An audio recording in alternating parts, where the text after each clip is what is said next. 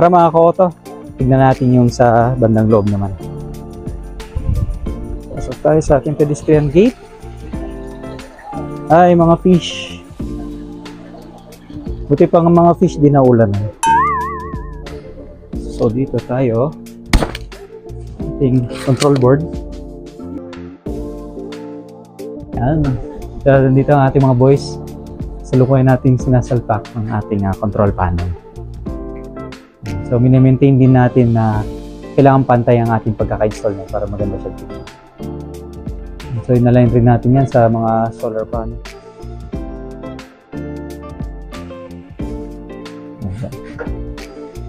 Tapusin lang natin yung ating electrical. Hello mga ka-auto, so andito tayo ngayon sa loob. Then makikita nyo ang layout ng ating smart fence from the inside. Yan siya. So ito yung ating right side perimeter wall. Yan. Makikita nyo ang ating layout dito sa loob. Ganda. May konting ambon pa rin tayo mga ka-auto, pero okay lang yan. Yan. Dito sa loob ang ating rear view.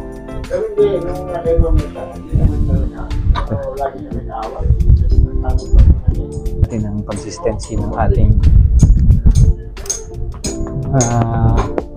wire layers. So pantay naman lahat. Maganda siyang tignan. Yan. Okay.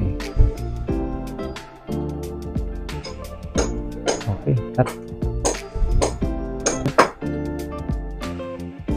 So dito mga ka-auto, ito yung ating left side perimeter wall. And so tapos na rin po siya. And then na lang lupitan yung mga excess wires natin dyan. And ang naiwan na lang dito is yung ating front side. No?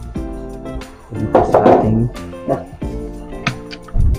yan, sa ating front gate. So ito yung probably tutuloy na lang natin bukas ito. Kasi medyo hindi maganda yung panahon. Hindi kakayanin ngayon. Yan na lang naman yung natira. Okay, so that's it mga ka-auto. See you again.